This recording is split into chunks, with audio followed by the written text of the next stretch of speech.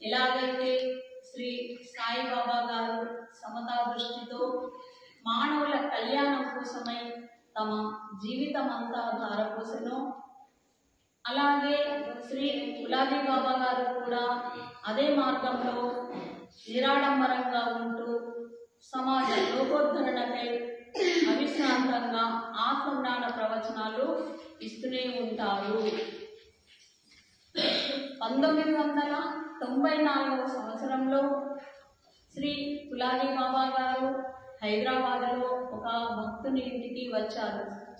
ఇది తెలుసుకొని మేము కుటుంబ సమేతంగా వెళ్ళి బాబా గారి దర్శనం చేసుకున్నాము. బాబా గారి దర్శనం ఎలా ఇచ్చారంటే, తన ప్రియమైన కుమారుని ఎలాగైతే సమాన ప్రేమతో తన దగ్గరికి పిలిచి కూర్చోబెట్టుకొని బాబా గారు ఆశీర్వాదం ఇచ్చారు. ఇలా 5 నిమిషాల సమయం నేను అంతా మర్చిపోయాను. అది ఒక అనిర్వచనీయ ఆనందం అనుభవించాను.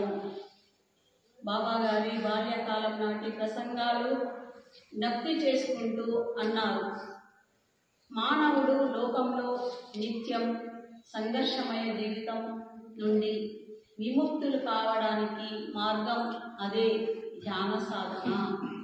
ప్రతిరోజు చేస్తుండాలని ఉపదేశించారు.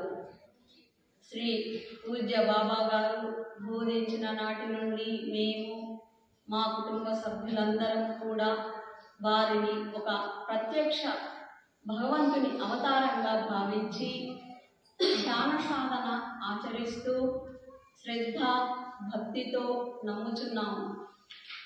శ్రీ గులాబీ బాబా గారి ఆశీర్వాదంతో మా జీవనంలో జరిగేవన్నీ మరియు ఏది ప్రయత్నించినా కూడా అది శుభం అవుతూ అనుకూలంగా జరుగుతున్నాయి.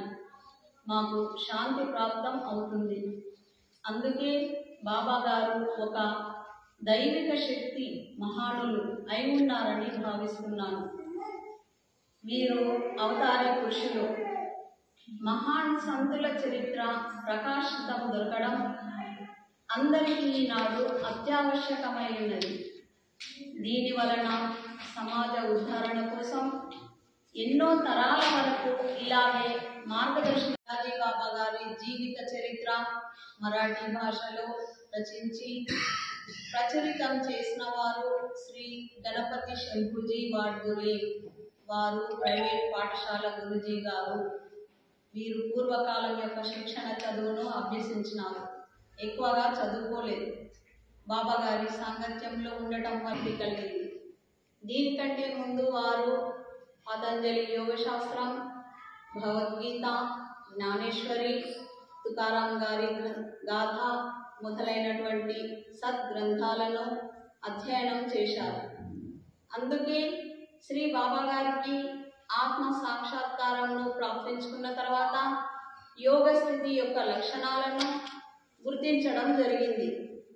బాబా గారి బాల్యకాలం నాటి బాలలీలలు, చమత్కారాలు అనాయాసంగా ప్రాప్తమైన అతి దుర్లభమైనటువంటి ఆత్మజ్ఞానము మరియు బాబా గారి నుండి సమాజంలో జరిగినటువంటి ప్రాపంచిక ఉపదేశాల గురించి వారు రచించారు. ఈ చరిత్ర రచించడానికి బాబా గారు మొదట గురుజీ గారికి అనుమతి ఇవ్వలేదు. కానీ ఎల్లప్పుడూ బాబా గారి సాంగత్యంలో ఉండటం వలన దాదాపు 11 సంవత్సరాల తర్వాత సుమారు 1981వ సంవత్సరంలో ఈ చరిత్ర రచించడానికి అనుమతి లభించింది మరియు వారు రచించడము జరిగింది. శ్రీ బాబా గారి జీవిత చరిత్రను రచించడానికి గురూజీ చాలాసార్లు ప్రయత్నం చేసినా కూడా వారికి బాబా గారి నుండి అనుమతి లభించలేదు. కానీ చివరిలో రచించడానికి అనుమతి ఎలా లభించిందో దాని గురించి ఈ క్రింద వివరించబడింది. గణపతి గురూజీ గారు పట్నాపుర గ్రామంలో స్థిర నివాసులైన తర్వాత వారికి బాబా గారితో మిత్రత్వ భావం రోజు రోజుకు పెరగసాగింది. विना सांगतो तुम्हाला, विना विना उभा केल्याशिवाय वाजतच नाही, कीर्तनच होत नाही. पंचतत्वाचा विना हे, पंचतत्वाचा विना गुरु विनय वाजे विना. चार खुंट्या चार मनी स्वहं शब्द उमटे धोनी. निर्गुणता लावेला माया घोर मिळवेला. मी ध्यान करा म्हणा लागलो. हे विना उभा करायचा म्हणजे ध्यानाला बसा. हे भी चार मनी हे एक क्षणमुखी मुद्रा आहे. पण हे हठयोग आहे बरं. असं करून करसाल नाही तर बाबांना दाखवलं. हे हठयोग आहे, हे सहज योग आहे.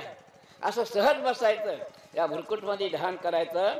मंत्र नाही, 21,600 जप चालू आहे. 9 महिने आपण माईच्या गर्भामध्ये तेच जपला. तिथं जळालो नाही आपण. 9 महिने डाग लागला नाही. आता तिथं कोणतं नाम घेतलं, कसे जगलो, हे तुकाराम बाबाचा परमात्मा पुढे आला. जन्मातेचे मुळ पहावे